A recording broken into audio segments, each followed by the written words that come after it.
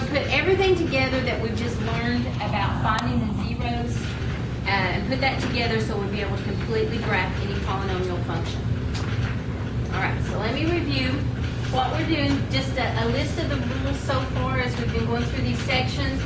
How to find possible rational zeros is the P over Q rule, which says you take factors of the constant, you know, the number without the variable, the constant, any factors of the constant divided by factors of the leading coefficient, and that's some numbers to start with. If they don't just say, like, here's one of your zeros to get you started.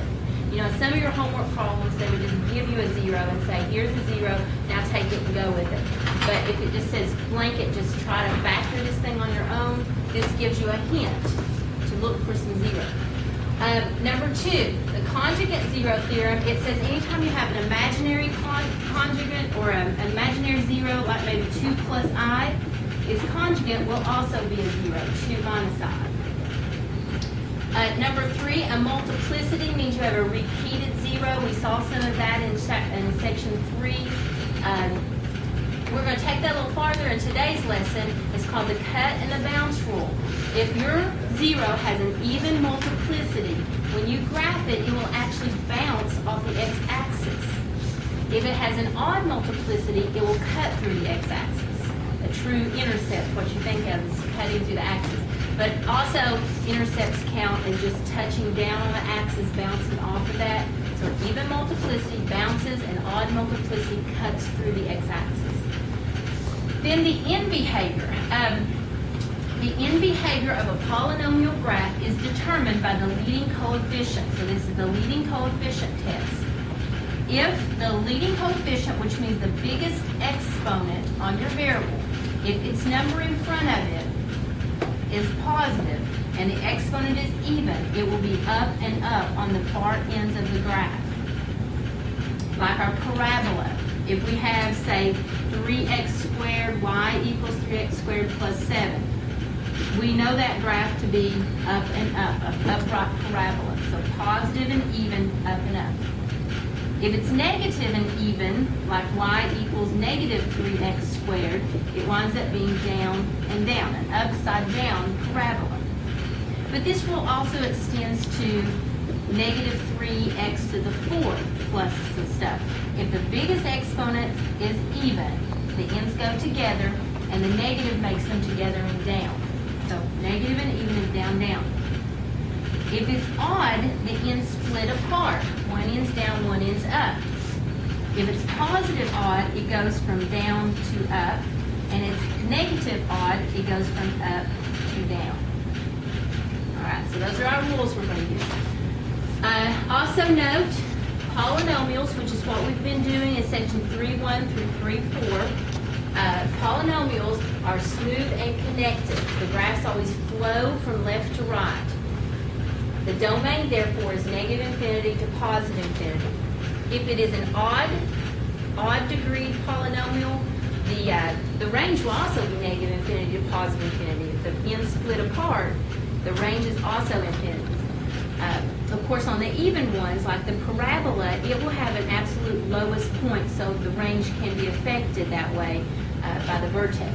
But anyway, the domain is always infinity to infinity, though, on these polynomial graphs. All right, now putting that together, so section 4 is graphing a polynomial function in general. A complete graph would have these 3 things. You would find the x-intercepts, the y-intercept, and the end behavior. These 2 are actually not that hard to come by. And sometimes this isn't too hard to come by. Depends on the way the polynomial is listed. Some of the polynomials are already in factored form for us, so that's kind of a benefit for us. If it's already factored, you can find the zeros easier. But sometimes it's a little hard to tell what the degree is because you have to multiply it out and think through that to tell what degree it would be. But on the other hand, if it's already in expanded form, it's easy to tell what the end behavior is, and it's easy to tell the y-intercept is just on the end. But it's harder to find the intercepts. So it depends on which way the polynomial is listed to how difficult it's going to be in these categories. Anyway, we're going to do some of each type, so I'm going to pick a couple of problems out of your homework to demonstrate this.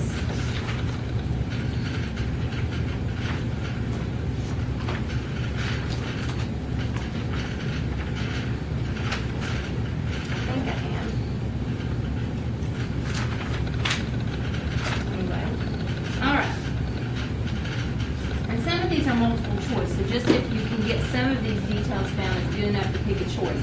But if you totally have to graph, you need to find all the x-intercepts. All right, so number one is 3, 4.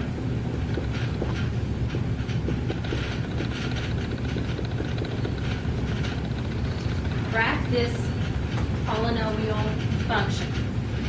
So it's in what I would consider standard polynomial form. It's all expanded out, multiplied out in descending order. So that's nice in that I can tell what degree it is and tell you about the end behavior. The end behavior rules say if the biggest exponent is odd, the ends will split apart, one down and one up. If it's positive in front of that, that means down to up. So I can tell you the end behavior of that graph is going to be down to up. The second thing I can tell you right off is the y-intercept. The y-intercept is found when x equals 0. So if I zeroed out all these x's, 0 times 6, 0 squared times that, it's just the number on the end when it's in this form. So the y-intercept is at positive 15.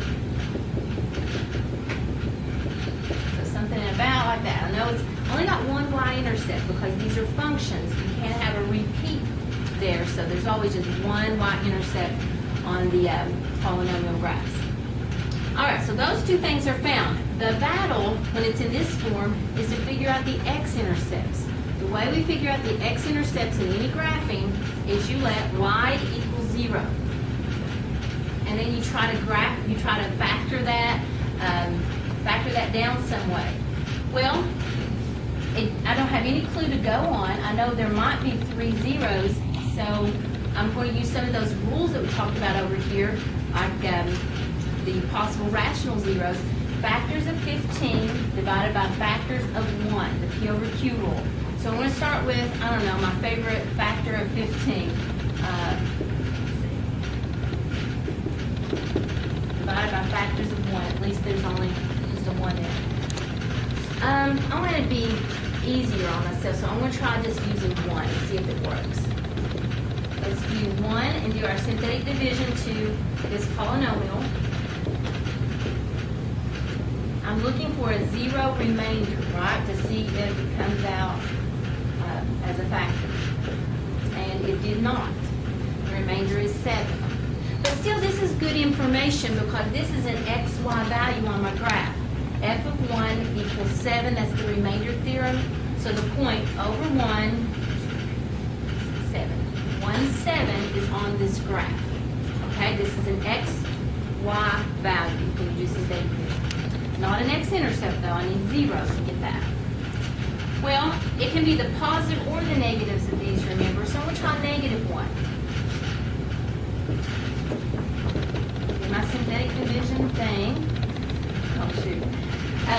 So that one didn't do it either. But now I know at negative 1, it's up 17. Negative 1, 17. So it's way up here.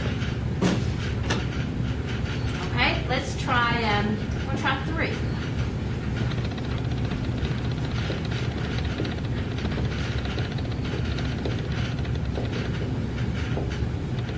Nope, again. So over 3 is down 3. At least I'm getting points, right? And so I keep trying. It looks like it's got to cross between 1 and 3 to get from here to here. So maybe I could try a 0 in that area. But anyway, this is how you go about looking for the zeros. And since I picked this one up as just an example of trying to find the zeros, it doesn't say that it's going to factor out evenly. I'll try this one more time, and then if I don't get it, we'll move on. All right, but this is how you look for the zeros. Remainder again. But I'm finding all these great points. Back 3, down 21, and so on. So you could go on with this for a long time, finding t-table values. All I know for sure is this thing has got to go up some amount. It's got to have, it may not have real x-intercepts, guys. It may go up and bounce down. It could have up to 3 solutions, but it doesn't have to have all 3. It can do this sort of thing, like that. Or, I don't know, it can have all 3. But anyway, on the problems where it comes out nicely, where you go through the list and you get a 0, those are usually listed for you, and it'll say use synthetic division, find your zeros. Sometimes they're irrational zeros, and they don't cross at nice, neat, rational points. This is just looking for rationals. So I'm going to drop this idea and just let you look at your choices and see. You can tell enough from just the end behavior which graph it has to be. All right, and it's option B on mine. It looks something like this. I'm going to cheat and look at the answer. Maybe that point was wrong. It shows it going like that. Maybe I made an arithmetic error. That point looks like it's kind of out of place. Anybody catch that when I was over 3? Okay, so how are we doing on time? Oh, I'm only recorded